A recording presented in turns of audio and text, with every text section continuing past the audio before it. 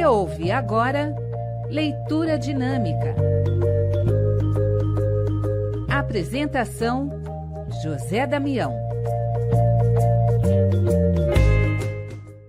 No ar, pela Rede Boa Nova de Rádio, pela TV Mundo Maior, emissoras da FEAL, Fundação Espírita André Luiz, mais um Leitura Dinâmica. Hoje, recebendo mais uma vez aqui Janete de Azambuja Correia, que vai destacar o livro da Federação Espírita do Rio Grande do Sul, Nos Passos do Mestre.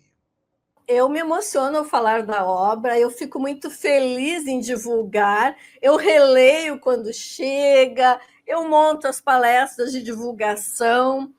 Inclusive, um amigo me disse esta semana: Janete, estou recomendando a obra para evangelizadores.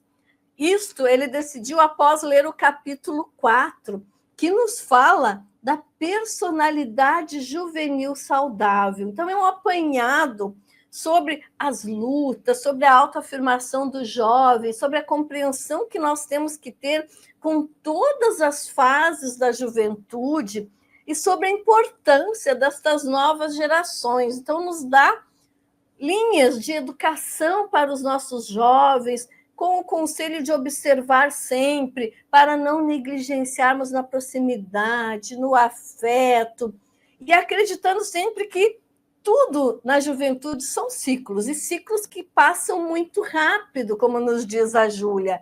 Ela nos aponta que o jovem tem diversos ciclos e que ele precisa, essencialmente, participar do núcleo familiar. Ela faz este alerta em especial, que o jovem precisa ser responsabilizado pelas suas ações, precisa participar das dificuldades, precisa ter ciência de todos os problemas familiares para que vá se acostumando a contribuir com as soluções e a resolver os seus problemas quando se tornar adulto.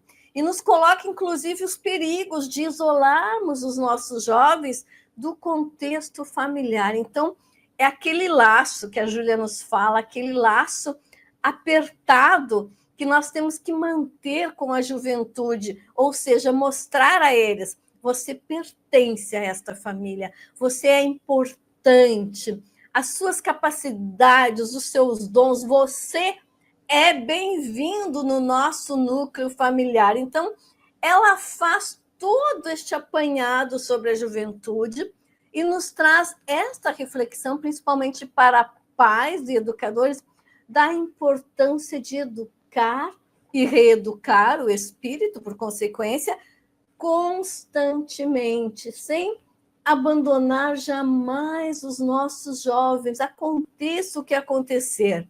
E ela prossegue, lá no capítulo 5, ela nos fala da relação eu e Deus. E ela nos traz um alerta, na segunda parte desse capítulo, de que não é possível, vejam bem, brigar com Deus. Ou seja, Ele está conosco em qualquer situação, nos carregando, nos ajudando, mas, como ela frisa sempre, em todos os momentos da obra, respeitando o nosso livre-arbítrio. Então, ela traça a imagem deste amor tão grande que nos permite, inclusive, sofrer quando não há nenhum remédio. Quando nós recusamos todas as ofertas, esse Pai bondoso nos permite, inclusive, os descaminhos, a dor, esses momentos de reflexão com o sofrimento, para que depois nós possamos, então, retornar ao encontro dele. E que podemos começar nos passos do Mestre, nos passos de Jesus, ou seja, aplicando o Evangelho de Jesus. Então, ela vai permeando todos esses assuntos, sempre nos trazendo a importância do Evangelho e nos remetendo, com as citações de Humberto de Campos, à época em que Jesus esteve entre nós. Nós aqui do Sul falamos muito, no ano de 2024, no esperançar, na esperança do porvir, após a enchente, após a devastação. Então, a Júlia nos fala aqui na esperança do exercício do poder, e ela nos coloca de uma maneira bem clara que esse poder independe de fortuna, de recursos, que nós podemos exercer o poder onde nós estivermos, em qualquer situação, e que em qualquer situação também nós o exercitamos com prepotência, com orgulho, ou seja, precisamos do poder com humildade, do poder que rege as organizações, daquela organização saudável, daquela organização indispensável. Ela nos diz que em todos os lugares há hierarquia visando a organização, mas que não pode haver o orgulho, que não pode haver a humilhação.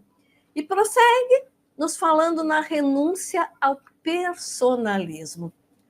Aquilo que abala o nosso tempo, o personalismo, o eu, o sobrepor-se ao nosso próximo. Então, ela disserta sobre o personalismo, sobre as suas origens desde a infância, sobre a lapidação do jovem e sobre a persona atual. Ela fala da importância da persona, ou seja, da personalidade que nós estamos investidos agora, mas que não deve se sobrepor ao espírito imortal.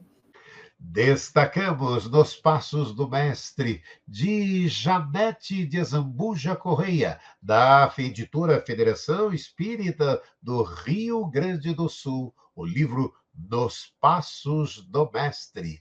Até o nosso próximo encontro.